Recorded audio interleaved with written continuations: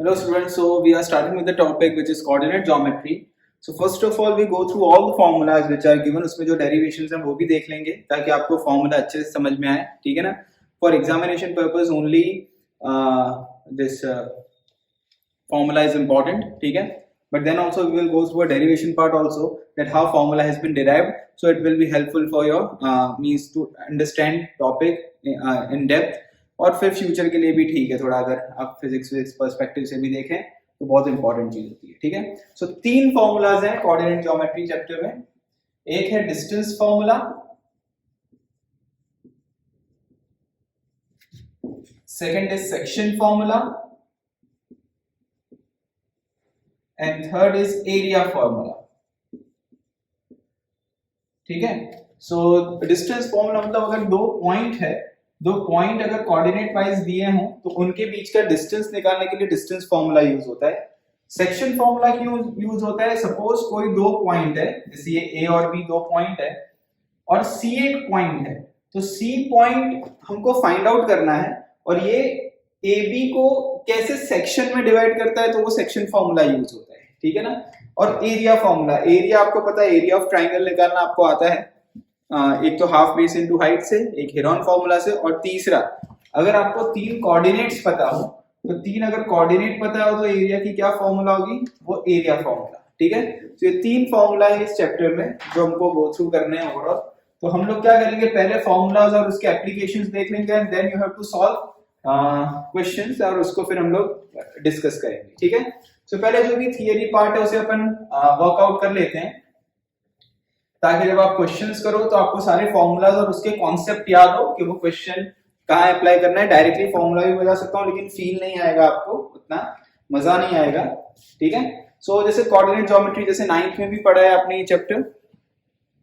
Coordinate geometry means हम 2D में ही पढ़ रहे हैं. एक्स एक्सिस और y axis both are perpendicular to each other and first what we are dealing is with distance formula. So how to derive a distance formula, distance formula, और फिर उसका एक जो एग्जांपल और एप्लीकेशन भी देखेंगे हम लोग. Okay, so whenever we need to find out the distance between the 2 points we use distance formula. Okay, you can write down whenever we need to find out the distance between the 2 points we use distance formula. So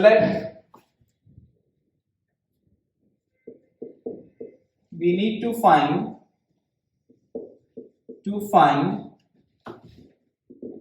distance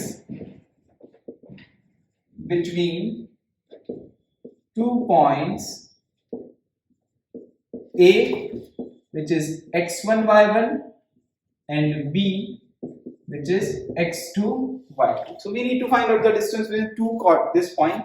So suppose this is one point on this graph and this is another point on graph, ठीक है? Suppose ये एक point A है, ये दूसरा point B है. Okay, this is your point A and this is your point B, and we need to find out the distance between these 2 points. So what is the coordinate of A? Coordinate of A is x1 comma y1. Okay, you know this is x1 and this is y1. Coordinate of B is x2 comma y2 and we need to find out the distance between them. देखो अभी तक 9th standard में कैसा पढ़ा था आपने? Suppose ये origin है और ये मैं बोलूं कि this is 1, this is 2, तो ये डिस्टेंस कितना हुआ था? 2. ये आपको पता है, ठीक है? लेकिन ये डिस्टेंस कैसे निकालना है ये हमको फाइंड आउट करना है, ठीक है? So we need to find out the distance between this 2 points which are A and B. तो इसको मैं ज्वाइन कर देता हूं, देखो. Okay, we need to find out the distance between these two. So we use distance formula for this. Clear? अब इसको थोड़ा देखते हैं, थोड़ा समझते हैं. देखो इसका जो A पॉइंट का जो एब्सिस है, it is x1 and ordinate is y1. So this is your abscissa,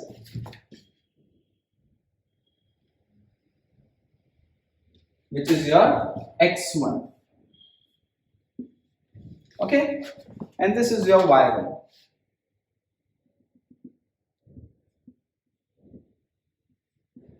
This is your y1, which is ordinate. Similarly for B point. Okay, this is your x2 and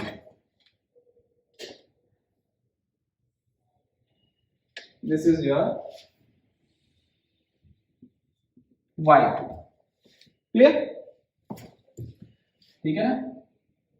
इस line को भी थोड़ी dark कर देते हैं, मतलब ऐसे बना देते हैं. So now you know what is x1, x2, y1, y2. This what you have studied in class 9th. Now we need to find out distance between them. तो यहाँ पे एक right triangle बनाना पड़ेगा. तो देखो, ये देखो, ये बन गया ऐसे right triangle.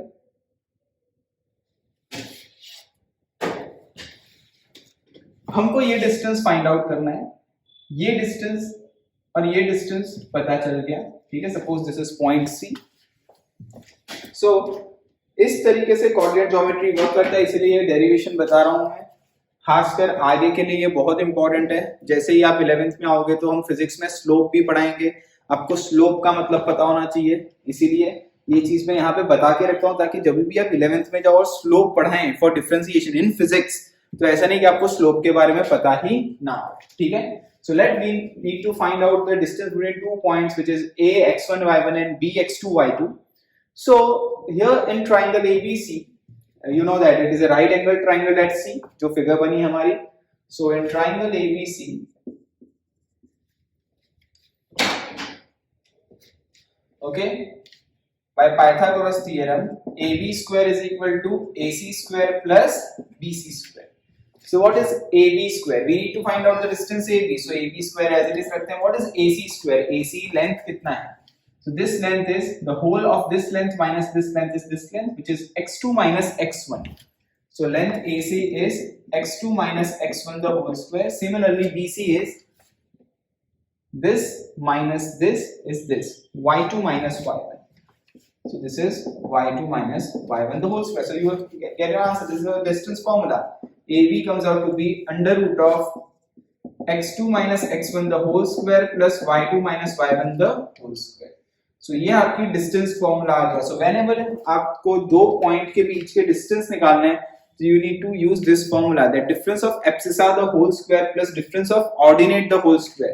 आप इसको ऐसा भी लिख सकते हो, और AB can also be written as under root of x1 minus x2 the whole square plus y1 minus y2 the whole square. ठीक है, अगर मैं ऐसा लिखूं 1 minus 2 the whole square, it is also equal to 2 minus 1 the whole square. Both are one and the same thing.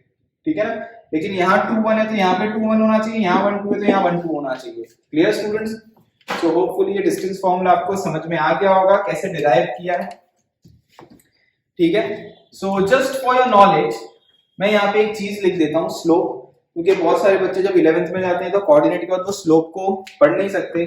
So for knowledge only, for just for knowledge means for class 11 मैं बोल सकता हूँ slope जो चीज होती है, slope क्या होता है. मैं रेड पेन से लिख रहा हूँ, वो सिर्फ नॉलेज है, 10th स्टैंडर्ड पर्सपेक्टिव से नहीं है, जस्ट नॉलेज. अगर आप साइंस लेते हो या अगर आप आगे जाके मैथ्स पढ़ रहे हो 11th 12th में, ठीक है ना, कॉमर्स लेके भी मैथ्स पढ़ रहे हो, तो स्लोप का मतलब पता होना चाहिए. स्लोप मतलब ये थीटा है, एक्स एक्सिस पॉजिटिव एक्स के रिस्पेक्ट में. This theta is opposite upon एडजेक्शन. This length is y2 minus y1 and this length is x2 minus x1. The slope is y2 minus y1 upon x2 minus x1, which is tan theta, and it is also this length is delta y upon delta x. Delta y मतलब change in y upon change in x. इसको delta y बोलते हैं और इसको delta x बोलते हैं. समझ में आई बात? मींस ये जो चेंज डिफरेंस लिखा है उसको चेंज बोलते हैं, उसको डिनोट डेल्टा से करते हैं. ऐसी सब चीज अपने 9th में भी पढ़ी है, पर मोशन में पढ़ी हुई है, फिजिक्स में पढ़ी हुई है, वहां पे स्लोप करते हैं. आगे जाके आप लेकिन ऐसा स्लोप टर्म यूज नहीं किया था, इसीलिए आपको क्लिक नहीं होगा. ठीक है ना? तो ये चीज जस्ट फॉर नॉलेज देखो, ये डिस्टेंस फॉर्मूला है. Whenever you need to find out the distance between 2 point you use distance formula. Distance formula कहाँ यूज होता है, किधर यूज होता है, आगे एग्जांपल के साथ थोड़ा एक दो एग्जांपल के साथ देखते हैं. ठीक है ना? तो पहले इसको नोट डाउन कर लो फॉर्मूला को.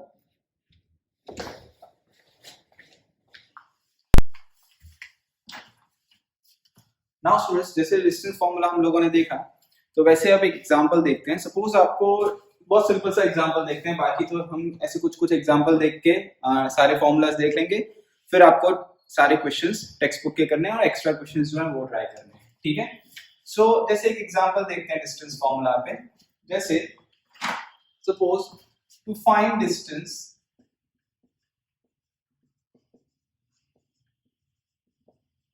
between 2 points which is 2,1 and 2,3 ले लेते हैं and 4,1 ले लेते हैं, ठीक है ना। ऐसा एक क्वेश्चन ले लेते हैं। सो कैसे सॉल्व करोगे? देखो एग्जाम में लिखने का तरीका आना चाहिए। एक को ए ले लिया, एक को बी ले लिया, बिकॉज बोर्ड एग्जामिनेशन में फॉर्मूला के भी मार्क्स होते हैं, तो प्रॉपर वे में लिखना है।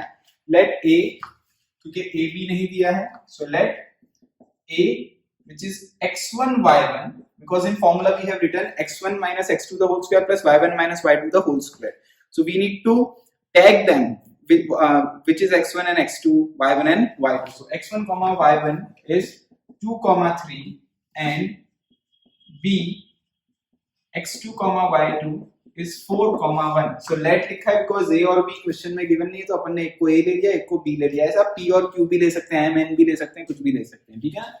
so let ab is under root of x1 minus x2 or x2 minus x1, you can write down anything, plus y1 minus y2 the whole square, which is under root of x1, which is 2 minus 4 the whole square plus 3 minus 1 the whole square. So this can be written as minus 2 the whole square plus 2 the whole square. So 4 this comes out to be under root of 4 plus 4, which is root 8. Root 8 is 2 root 2.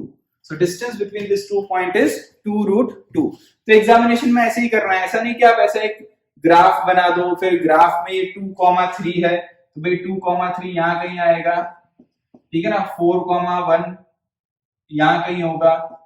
तो normally हमने ये distance ही find किया है, ठीक है ना, पर ऐसे ग्राफ नहीं बनाना, directly we need to write down the distance formula and we need to find out the answer, ठीक है।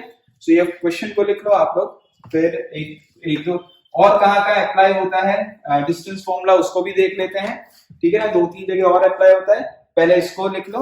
सब टाइप के क्वेश्चंस हम लोग देख लेंगे, फिर आप जो भी क्वेश्चंस बुक में दिए हैं उसको आप ट्राई करोगे। नोट कर लो इस क्वेश्चन को।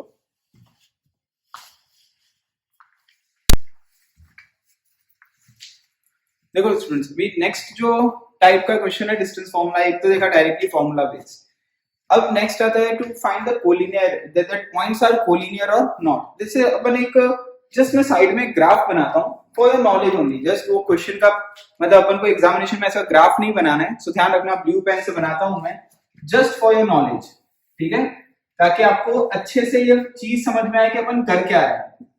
जैसे x, y, we know how to draw a graph. Suppose किसी भी एक इक्वेशन ले लेते हैं, जैसे 2x minus y plus 4 equal to 0 का ग्राफ बनाना है, ठीक है।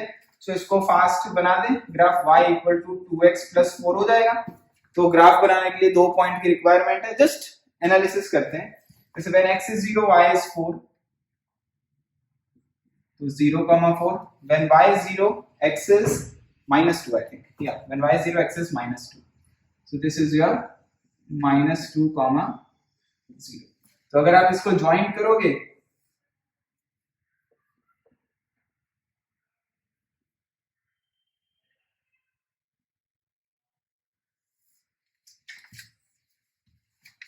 ठीक है, तो ये स्ट्रेट लाइन बनेगा, ओके, ये नॉर्मली एक स्ट्रेट लाइन बन जाएगा, पक्का, ठीक है।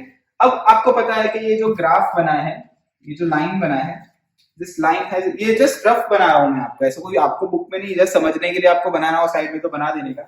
तो कितने पॉइंट्स हैं? 1 और 2 पॉइंट है, और भी एक पॉइंट ले लेते हैं, कोई भी एक point, because line contain an infinite point, all the point which lie on the line are the solutions of the given equation, you know this type of a thing, ठीक है ना। so when x is 1, y is 6, so 1,6 यहाँ आएगा कहीं, suppose 1,6, so we know this 3 points, okay, all these 3 points lie on the line, so these 3 points are a collinear, suppose we name them, suppose this is a, this is b, this is c। अब question कैसा पूछेंगे आपको exam में, देखो example, okay, determine that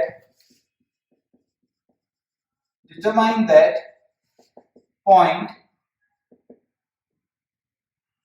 -2, 0, 4 and 1, 6 are collinear or not. अब exam में ऐसा question पूछेंगे आपको, to find out this points are collinear or not. अब क्या करना है, आपको यहाँ दिख रहा है कोलिनियर है, पर ऐसे एग्जाम में आपको ऐसी इक्वेशन नहीं दी है कि आप ग्राफ बना के चेक करोगे, लेकिन अब अपन चेक कर रहे हैं, प्रैक्टिकली देख रहे हैं कि ये सब चीज अपन को इक्वेशन से लाइन बनाना आता है, लेकिन अपन को यहाँ पे इक्वेशन नहीं दी है, सिर्फ ऐसे ही देंगे, ठीक है। सो कोलिनियर की कंडीशन क्या होती है, यहाँ पे डिस्टेंस फॉर्मूला कैसे यूज करेंगे। सो पहले सब अपन इनको नेम दे देंगे, ए बी सी ऐसा दे दिया आपने, देखो। So let A -2, 0, b is 0, 4 and c is 1, 6। अब आपको सारे कॉम्बिनेशन लिखने के, ए बी बी सी सी सी, जैसे ए बी निकालने का, फिर B C distance find out करने का, और फिर C A distance find out करने का। यहाँ पे x1 x2 x1 y1 x2 y2 x3 y3 नहीं लिखोगे तो चलेगा, क्योंकि आपने फॉर्मूला एक मैंने बताया था आपको, under root of difference of abscissa the whole square plus difference of ordinate the whole square, ये चीज भी याद रखना, ठीक है। सो डायरेक्ट लिख सकते हो यहाँ पे, क्योंकि फिर आप कंफ्यूज हो जाओगे, इसको x3 y3 लिखोगे तो x3 - x1 लिखना पड़ेगा, तो वहां कंफ्यूजन होगा, तो इससे अच्छा डायरेक्ट यहाँ पे अप्लाई करो। जैसे ए बी है, so under root of difference of abscissa the whole square, this minus this the whole square plus difference of ordinate the whole square, 0 - 4 the whole square। फिर समझ में आई बात आपको, तो ये क्या हो जाएगा, under root of -2 square 4, 4 square 16, so √20 is 2√5 ना, नहीं √20 is 5 4 हाँ, so 2√5 is √20। Okay, similarly BC निकालते हैं, देखो BC 0 - 1 the whole square plus 4 - 6 the whole square, so which comes out to be under root of 1 plus 2, 4 - 6 is 2, -2 का square 4 which is √5, clear। CA -2 - 1 the -2 minus 1 the whole square plus 0 - 6 the whole square. This gives under root of -2 - 1 is -3 square is 9, and this is 36. Okay, 6 square. This is √45. √45 is 9 5 so 3√5. So देखो, sum of this 2 is equal to this. That means sum AB plus BC equal to CA.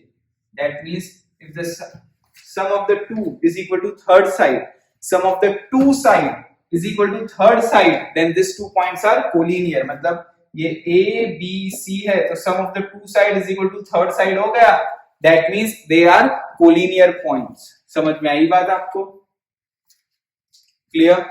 सो ऐसे questions तो आपको पूछेंगे, clear. तो ये simple question है, typical भी होंगे, लेकिन पहले आप सिंपल क्वेश्चन से टॉपिक को समझ लो, फॉर्मूलाज को समझ लो, फिर टिपिकल क्वेश्चन आप ट्राई करेंगे, हम भी उसको कराने वाले हैं, ठीक है। So determine the point which are collinear or not, तो yes this point A B C are collinear. समझ में आई बात आपको, क्लियर। ओके, इसको नोट डाउन कर लो, फिर मैं आगे एक और क्वेश्चन इस पे से बताता हूं।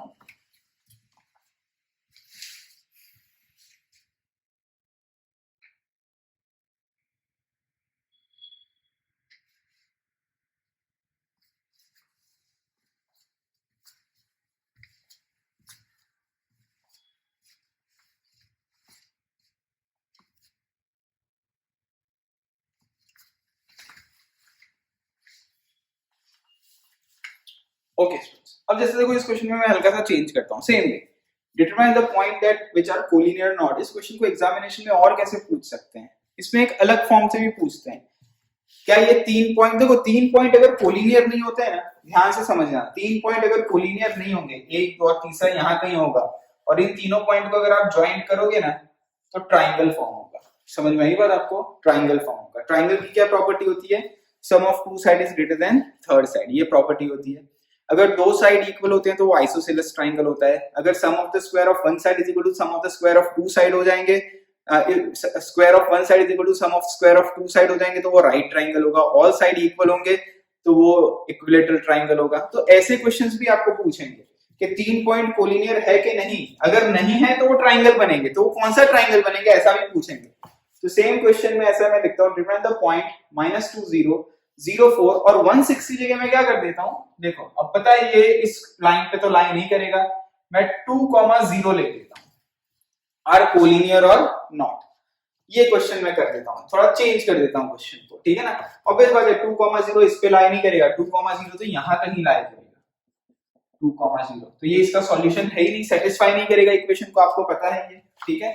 सो अब अपन इसको सॉल्व करते हैं, तो ए बी सी को अपन क्या लिख देते हैं 2, 0, तो ए बी तो यही रहेगा, बी सी और ए सी चेंज हो जाएगा, तो बी सी ए सी फाइंड आउट करते हैं। देखो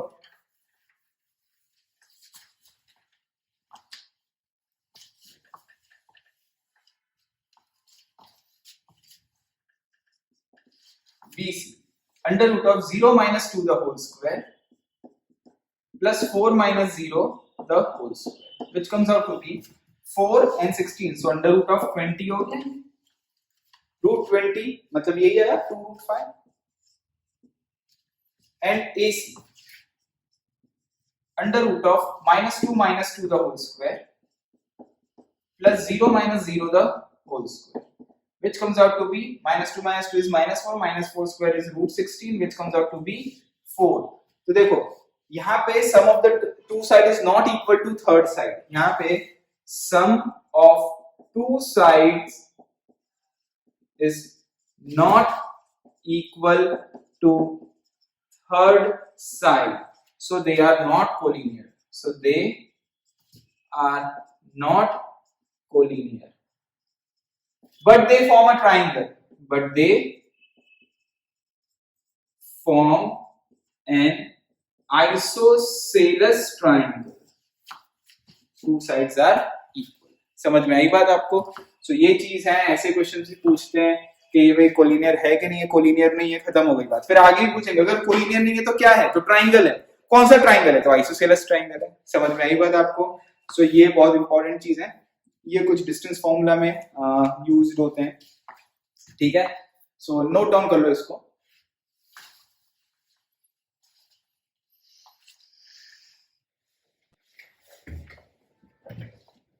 नाउ स्टूडेंट्स नेक्स्ट जो फॉर्मूला है which is a section formula, so देखते हैं सेक्शन फॉर्मूला।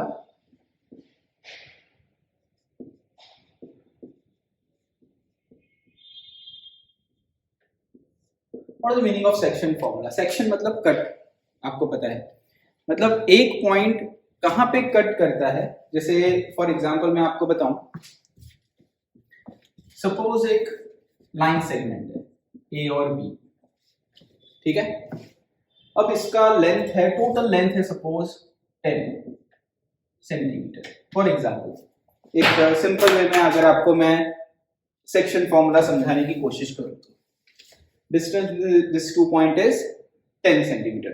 अब एक मैं सी पॉइंट लेता हूं which is at centre, C is at centre, okay. तो अगर मैं सी को सेंटर में लेता हूं तो ये कितना हो जाएगा 5 सेंटीमीटर और ये भी कितना हो जाएगा 5 सेंटीमीटर। तो हम ऐसा बोल सकते हैं that AC upon CB is 5 upon 5 which is 1। तो इसको हम ऐसा भी लिख सकते हैं AC is to CB is 5 is to 5, that means 1 is to 1. That means C divide AB in ratio 1 is to 1. This is the way of means इसको present करने का ऐसा वे है। C point divide AB in ratio 1 is to 1. Clear?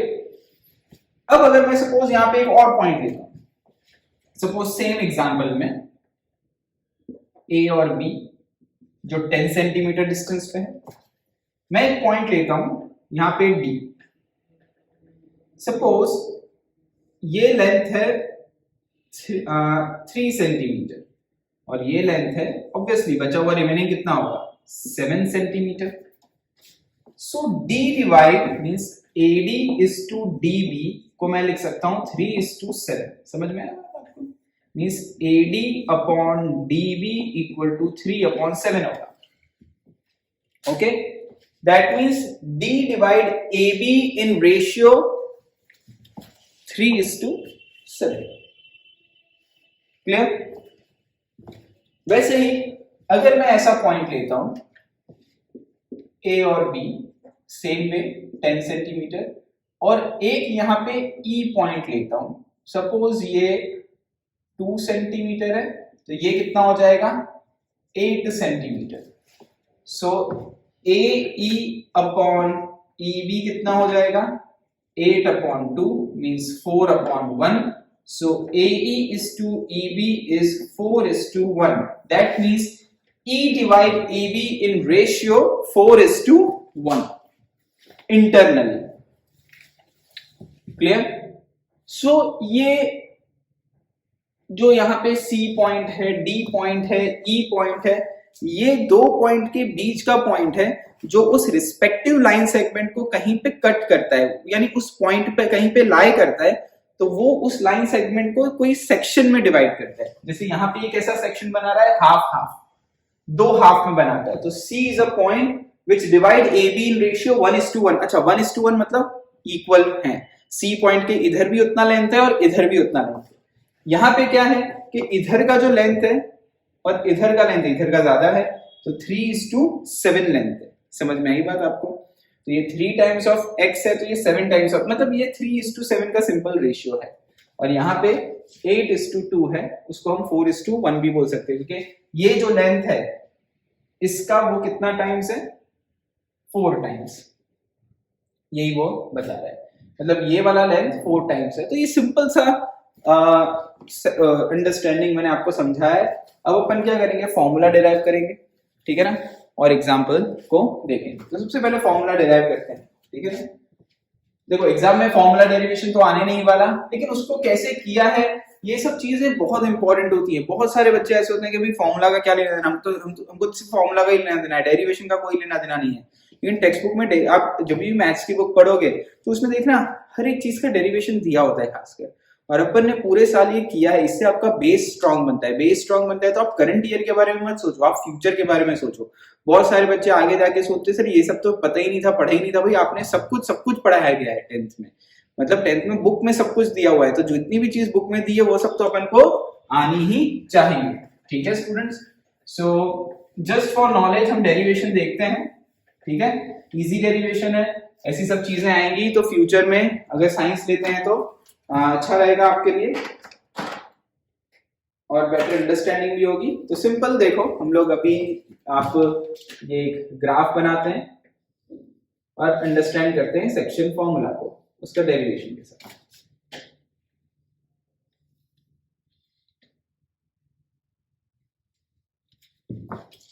Okay, so this is your y-axis, this is your x-axis, this is origin.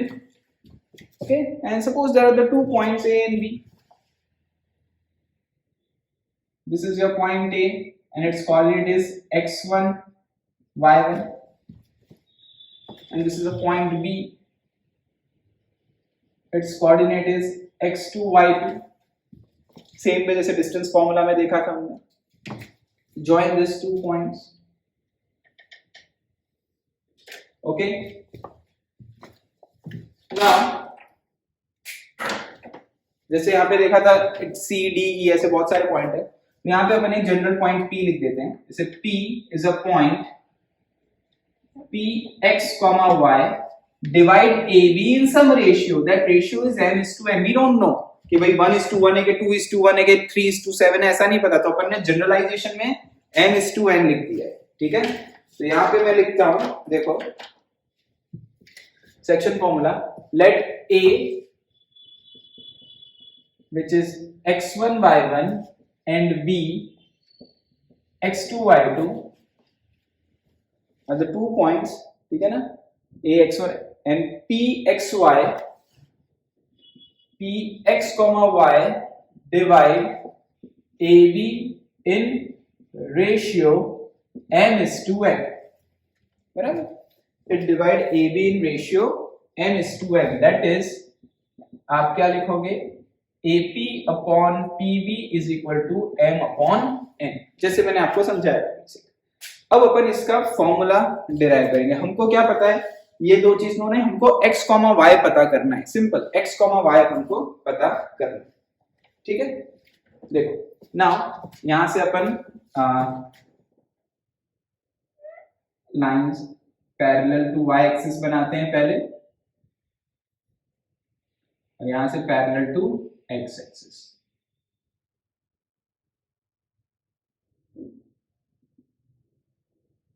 Okay, ये px, ये भी एक parallel line है, देखो x एक्सिस। ठीक है, ऐसा करता हूं, यहाँ px, y लिख देता हूं, px, y, तो यहाँ पे रख कर देता हूं। ओके, ना अगर हम देखें तो ये भी एक राइट ट्राइंगल होगा, ये भी एक राइट ट्राइंगल होगा। ये पी बी पी ए, इसको हम सी और इसको डी पॉइंट बोल देते हैं सपोज। क्लियर? नाउ ये लेंथ कितना है, देखो this length is x1, this length is x and this overall length is x2। Similarly यहां पे भी ऐसा, this is y1, this is y and this length is y2। बराबर, सब लेंथ लिख दिया अपन ने। Now we need to find out the formula here, we need to find out what is the value of this x, y, और फिर example से उसको समझेंगे। ठीक है ना, ये क्या निकाला हमने। तो suppose we know x1 y1 and x2 y2, they are known value, we need to find out the value of p।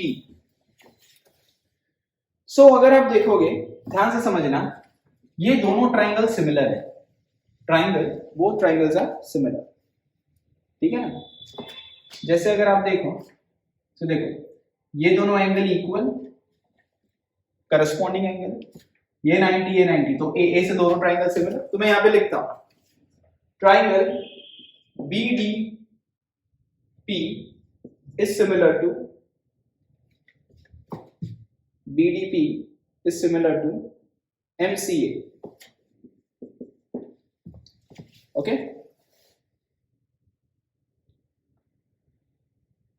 अब अगर हम देखें, देखो इसमें अगर सिमिलर है, so BD upon MC is equal to DP upon CA is equal to BP upon MA। Okay, what is BD है? BD, देखो BD, this length B and D, ये लेंथ कितना है? So this length will be y2 minus y, है कि नहीं? Upon MC, MC this much, sorry MC कहां से लिख दिया मैंने, BD अपॉन BDM लिखा ना मैंने यहाँ पे, BDP ना, सॉरी, और MCA, PCA लिखना था, सॉरी, MCA नहीं PCA, यहाँ पे मेरे को PCA लिखना था, PCA।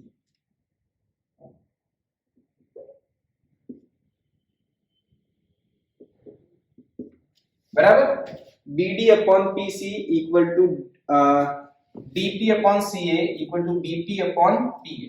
मैंने ये गलती से P की जगह M लिख दिया था यहाँ पे, तो आपको दिख रहा होगा भी ये दो ट्राइंगल सिमिलर हैं। ओके, नाउ PC क्या लिख सकते हैं, देखो this is your P and C, this much length is y minus y1, y minus y1। now DP, your D and P, this much length, so it is equal to x2 minus x। ऐसे ही symmetry जाएगा, तो इसके नीचे x minus x1 ही आएगा, देख लेते हैं, CA x minus x1, और BP की तो वैल्यू है आपकी n, और PA की वैल्यू है m। ये A इक्वेशन बन गया। अब इसमें पहले ये कॉम्बिनेशन लो, दूसरे में ये combination low. So from A, x2 minus x upon x minus x1 is n upon m, cross multiplication, mx2 minus mx is equal to nx minus nx1। सो आपको यहां से x की वैल्यू निकालनी है, सो x comes out to be mx2 plus nx1 upon m plus n. So this is the formula for x. तो आपने ये x find out कर लिया. What is the value of this x? Similarly, from a हम ये लिखेंगे y2 minus y upon y minus y1 is equal to n upon m cross multiplication. So my2 plus my is equal to ny minus ny1. So y की value हो जाएगी my2 minus plus ny1 upon m plus n. So जो p x comma y है that comes out to be mx2 plus nx1 upon m plus n and my2 plus ny1 upon n plus n. So this is the section formula. Okay, so this way we have derived this section formula, that is p is a point which divide AB in some ratio, that ratio is m is to n. So the formula for this p point is mx2 plus nx1 upon m plus n, m by 2 plus ny1 upon m plus n. So you need to cram this formula. You need to remember that what is the point p, what is the point a and b, that p divide ab in ratio m is to n. That means m a के side में है और n b के side में है, ठीक है ना. तो mx2 plus nx1 upon m plus n, m by 2 plus ny1 upon m plus n. इसको लिख लो, फिर आगे अपन क्वेश्चन के साथ इसको और प्रॉपर्ली अंडरस्टैंड करते हैं, ठीक है.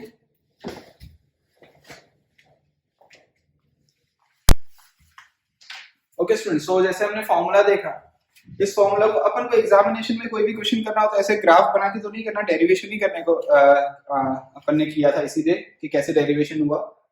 लेकिन जैसे ये पॉइंट है, सपोज इसके हिसाब से मैं लिखूं तो नेक्स्ट आप डेरिवेशन के नीचे के साथ नोट बना के लिख दो कि क्वेश्चन कैसे करने होते हैं अपन को. देखो क्वेश्चन करने के लिए कैसे याद रखना है. Suppose according to this let a and b are the point. So a and b are x1 y1 and b is x2 y2. Okay, and p xy divide ab in some ratio. So p xy divided in some ratio which is m is to n. So formula क्या होता है, देखो what is this x and y. p x comma y is m x2 plus n x1 upon m plus n, and then m y2 plus n y1 n y1 upon m plus n. कभी कभी हमको direct भी लिखना होता है तो ध्यान रखना है, ऐसे लिखना है m x2 plus n x1, ऐसे क्रॉस m x2 तो n x1 बराबर ना, m x2 तो ये n x1 upon m plus n and m by 2 plus n by 1 upon m plus n. Clear. So ये इधर जाएगा और ये इधर आएगा. इस तरीके से आपको ऐसे ग्राफ नहीं बनाना होता तो फॉर्मूला करते हैं.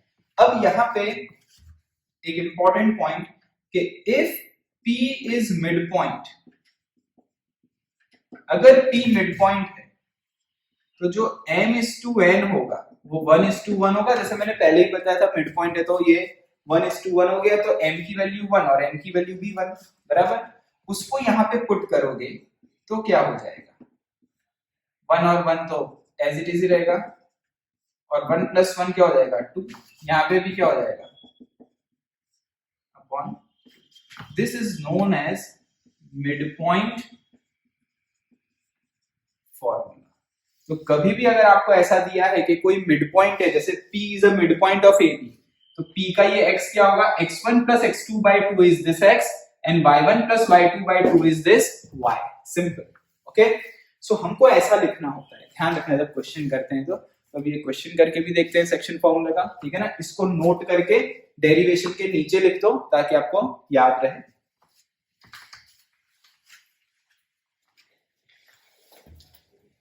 ओके स्टूडेंट्स, सो एग्जांपल देखते हैं एक सेक्शन फॉर्मूला पे. जैसे suppose you need to find out the point which divide, find point which divide, suppose -1 comma 7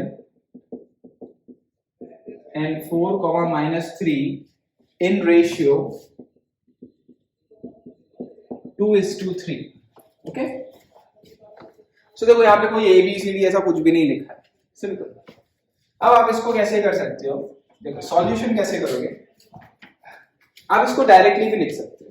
जैसे सपोज आप इसको कोई पॉइंट ए बी ले लो, suppose this is A -17, b is 4 -3 and you need to find out the point here, that point in the ratio 2:3। तो 2 ये छोटा है ये बड़ा है, तो थोड़ा पॉइंट इधर बनाने का मिड पॉइंट से। so let p x, y divide in the ratio m which is 2 and n which is 3, m is 2x। तो यहाँ पे लिख देगा let